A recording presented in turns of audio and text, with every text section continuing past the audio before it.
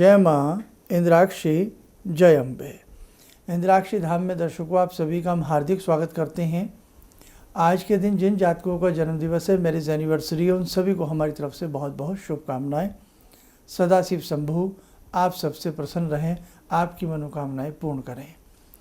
आज हम एक आपको बहुत ही अद्भुत प्रयोग भगवान शिव की साधना से जुड़ा हुआ बताने वाले हैं। और ये एक ऐसा प्रयोग है, आप किसी भी समस्या के समाधान के लिए, चाहे भगवान शिव की प्रसन्नता के लिए, भगवान शिव के दर्शन पाने के लिए, दर्शन किसी भी रूप में भगवान शिव के हो सकते हैं, स्वप्न में हो सकते हैं, किसी भी रूप में भगवान शिव अपने दर्शन आपको दे सकते हैं। ये बहुत ही अमोघ और अद्भुत प्रयोग है, लेकिन इसके लिए हमें एक ऐसी खास जगह की आवश्यकता होती है जहाँ ये प्रयोग, ये अनुष्ठान किया जाता है। क्या है वो अनुष्ठान, कैसे किया जाता है, और बहुत सरल है, उसको हम बताएंगे पंचांग पढ़ने के बाद।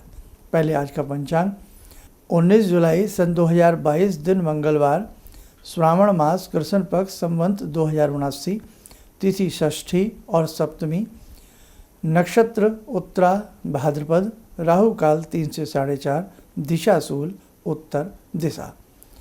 आज सप्तमी भी प्रारंभ हो जाएगी, अभी सुबह के 7 बजे हैं, और 7:50 तक षष्ठी रहेगी, फिर सप्तमी प्रारंभ हो जाएगी। एक लिंग साधना, इसका अर्थ क्या है? जहाँ पर ऐसे शिवलिंग हो, ध्यान से सुनना हमारी बात, और ये बात ज़रूरी नहीं कि इस सावन में आपके काम आए। अपनी मन की डायरी में, दिल की डायरी में, कागज़ की डायरी में कहीं भी लिख लेना, और ये साधना जीवन में एक बार ज़रूर करना, लेकिन सौभाग्य से प्राप्त होती है। कहीं ऐसे शिवलिंग हों जो केवल एकल शिवलिंग हो, वहाँ नंदी आदि की स्थापना ना हो, केवल अकेले शिवलिंग हो, यानी कि ऐसे स्थान क्या होता है, वो स्वयंभू होते हैं, जो स्वयं प्रकट होते हैं, धरा से स्वयं प्रकट होते हैं। एक ऐसा स्थान जहाँ स्वयंभू हो, बाकी कोई और वहाँ पर स्थापना किन्हीं और की ना हो।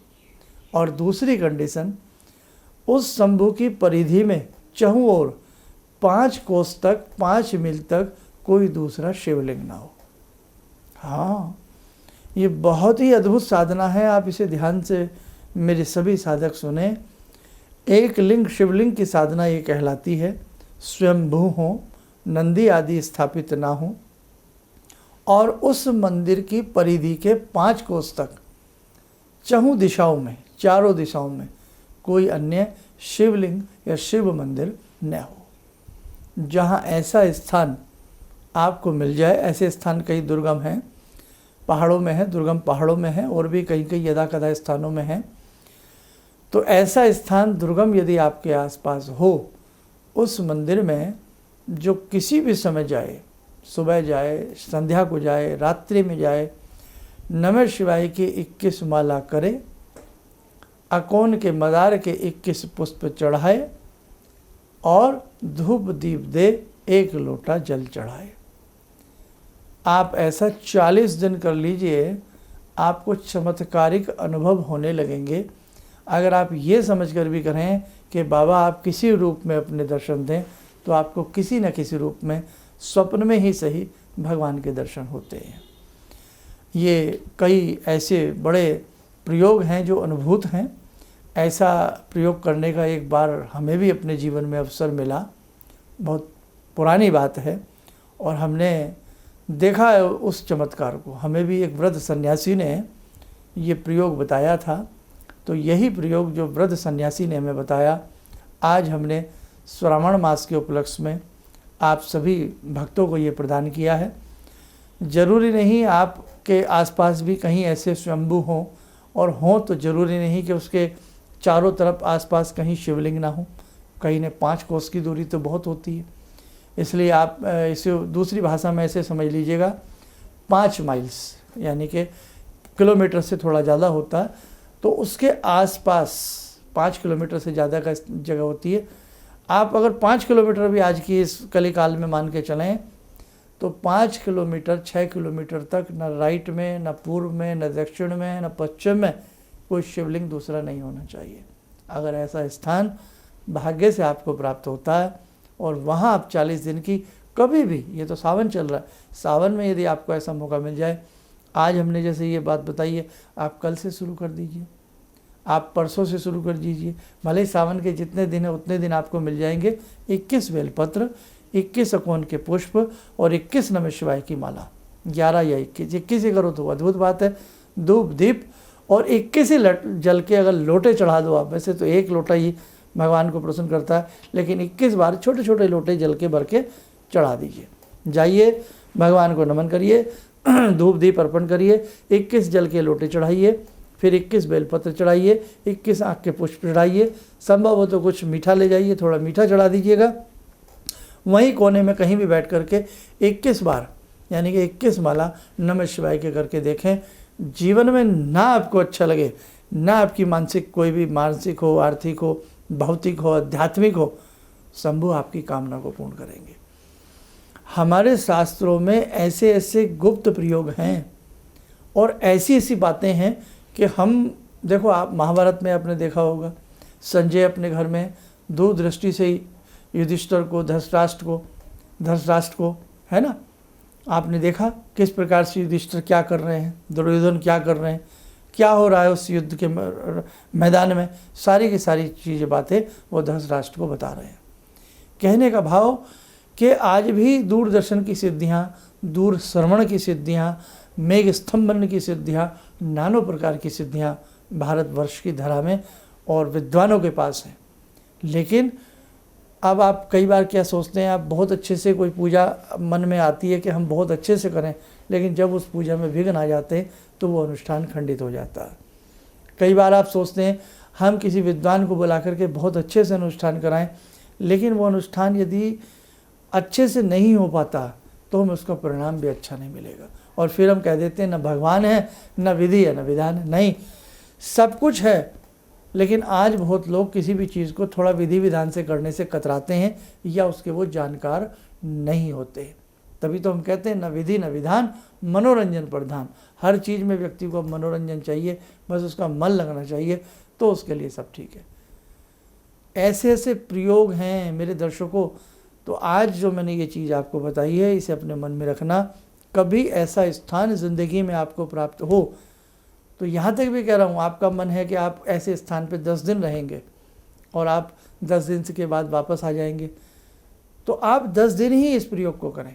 भले ही वहाँ आपको बेलपत्र ना मिले, भले आपको वहाँ अकोन के पुष्प ना मिलें, अकोन आंकड़ा मदार जिसे कहते हैं, आँखें के पुष्प भले ही ना मिलें, तो आप वहाँ कम से कम 3 पहर की साधना करिएगा, सुबह, दोपहर, मध्याह्न में और सायंकाल।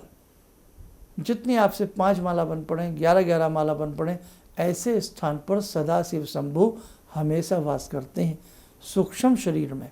हमेशा वहाँ पर उनकी सूक्ष्म सत्ता चेतना वहाँ बिखरी होती है, और ऐसे स्थान पर अनेकों सूक्ष्मधारी युग पुरुष, युग ऋषि वहाँ किसी न किसी रूप में अपनी साधना में लीन रहते हैं।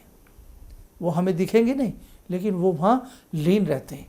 इसलिए मेरे साधकों, ऐसा दुर्गम स्थान हमें यदि प्राप्त होता है तो हम अपनी साधना भविष्य में कभी भी जब मौका मिले तो ज़रूर करना। हमारे शक्तिपीठ है, भवानी के किसी भी शक्तिपीठ में यदि आप दुर्गा माता की साधना करोगे, उसका आपको अद्भुत लाभ मिलेगा। इस स्थान का बहुत बड़ा महत्व होता है। मंदिर में, किसी मंदिर में ऐसा मन खिलखिला उठता है कि मानो यहाँ देवी के चरणों में बैठे हम पूजा करते रहें। और किसी दिन आपका जो घर में छोटा सा आपने मंदिर बनाया, देवबाड़ी बनाई है ना, तो किसी दिन तो आपका भी ऐसा मन करेगा कि बस आज तो मैं पूजा करता रहूं, करती रहूं। और किसी दिन ऐसा भी होता है कि बैठने को भी मन नहीं करता, और बैठो तो बस फटाफट हम घंटी बजाएं, आरती करें तो उठ जाए, है ना। तो कई बार स्थान का बहुत बड़ा भाव होता है और मन के भाव उससे भी बड़े होते हैं। तो जीवन में ध्यान रखना, कभी भी आप धर्म क्षेत्र में जाएं, शक्तिपीठ पर जाएं, या जैसा मैंने आज स्थान बताया है कि शंभू का स्थान हो और 5 कोस तक कोई भी वहाँ पर शिव मंदिर ना हो, शिवलिंग ना हो, तो ऐसे स्थान में आप शिव साधना करेंगे, अद्भुत आपको नज़ारा मिलेगा। और किसी भी कामना के लिए करेंगे, वो आपकी कामना शंभू की कृपा से पूर्ण होगी ही होगी। आइए मेरे साथ को समय चला आज की ध्यान साधना का। शंभु की बात चल रही है तो पुनः आज की ध्यान साधना में जुड़ते हैं भगवान शिव शंभु से।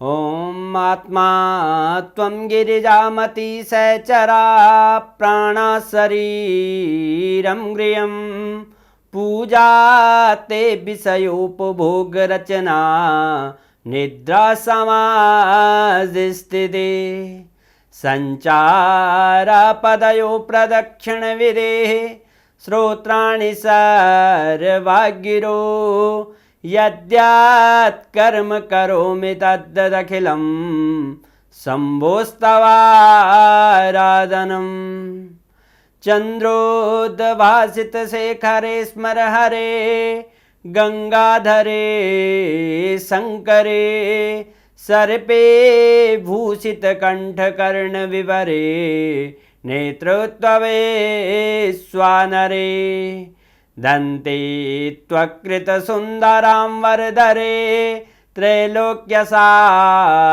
हरे मोक्षार्तिं कुरु चित्तवृत्त्यमचलं मन्येस्तु किं कर्म वे वन्दे देव उमापतिं सुरगुरुं वन्दे जगत्कारणं वन्दे पन्नगभूषणं मृगधरं वन्दे पशूनां पतिं वन्दे सूर्यशशाङ्कवह्निनयनां वन्दे मुकुन्दप्रियं वन्दे भक्तजनश्रयं च वरदां वन्दे शिवं शङ्करम् ॐ कर्पूरगौरं करुणावतारं संसारसारं भुजगेन्द्रहारं सदा वसन्तं हृदयारविन्दे भवं भवानी सहितं नमामि भवं भवानी सहितं नमामि। कवच बना लें, ध्यान करें, शिव शंभु का शुभ आशीष हम सबके ऊपर बरस रहा है।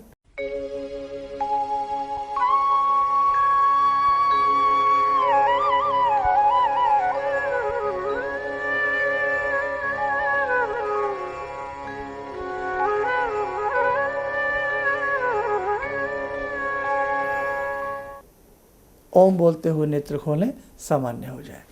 देखो साधकों, जिन जिन साधकों के रुद्राक्ष हैं या वैदिक जन्म पत्रिकाएँ हैं, हम शीघ्र से शीघ्र भेजने का प्रयास कर रहे हैं। और एक बहुत बड़ी खुशखबरी, आप ध्यान रखना, 8 अगस्त को सावन का आखिरी सोमवार है। क्या क्या सामान आपको अपने घर में लेकर के बैठना है। सुबह 10 साढ़े 10 बजे के आसपास से 1:30-2 बजे तक ये आयोजन रहेगा। लाइव कार्यक्रम यूट्यूब पर हमारे प्रोफेसर धर्मेंद्र शर्मा वाले मुख्य चैनल पर देखना और हमारे साथ पूजा करना। पूजा की क्या क्या सामग्री है सारी आपको 2-4-5 दिन में लिखवा दूंगा, लिख लेना और ज़्यादा से ज़्यादा लोगों को इस कार्यक्रम में जोड़ने का प्रयास करना, क्योंकि वहाँ 151 जोड़े बैठे होंगे जो शिव की पार्थिव शिवलिंग की पूजा कर रहे होंगे। और ऐसी पूजा में यदि आप जयपुर नहीं आ पा रहे हैं, घर में बैठकर भी आप पूजन करेंगे, पूर्ण फल की प्राप्ति होगी। तो भूलना मत, प्रतिदिन का कार्यक्रम देखते रहना। और बहुत सारी चीज़ें हैं इस कार्यक्रम से, इस लाइव में जब आप पूजा करेंगे उससे कितने अद्भुत आपको लाभ मिलेंगे वो मैं आपको समय समय पर बताऊंगा। आप स्वस्थ रहें, सुखी रहें, सदा शिव शंभु की कृपा आप पे बरसती रहे, आप सदैव प्रसन्नचित्त रहें, आपकी मनोकामनाएं पूर्ण हों। जय जय अम्बे। जिंदगी के इस प्रवाह में तमाम लोग डिप्रेशन के इस हालात से गुजर रहे हैं। सफलता असफलता अपनी जगह की बात है, लेकिन पता नहीं कितने सारे लोगों को इन्होंने डिप्रेशन से उबारा है, नया मोटिवेशन दिया है काम का। इनका जो एक अनुभव था कि एक मेरी बातें इनसे लगातार कभी कभार हो जाया करती हैं। एक दिन मेरी बात हो रही थी, अचानक इन्होंने प्रश्न किया कि क्या आपके यहाँ कौवे आ रहे हैं। मैं बहुत तेज चौंका। करीब 4-5 दिनों से कौवों का झुंड मेरे घर पे मंडरा रहा था। मैं यही सोचने परेशान था, ये शुभ है अशुभ है, क्या चीज़ है। तो मैंने प्रश्न किया कि क्या मैंने आपको बताया कि मेरे घर में कौवे आ रहे हैं? कहने नहीं, मुझको दिखाई पड़ रहा है। तो कुछ तो अलौकिक है इनमें। दूसरा क्या, जो इनका उद्देश्य है, जब महाकुंभ में आए थे, मेरी इनसे वार्ता हुई, तो मैंने इनका उद्देश्य जानना चाहा कि किस उद्देश्य के लिए आप काम कर रहे हैं। तो जो उद्देश्य उन्होंने मुझको बताया, मैं मन से इनके उद्देश्य के साथ जुड़ गया। इनके साथ तो जुड़ा था ही, अब इनके उद्देश्य के साथ भी हूँ मैं।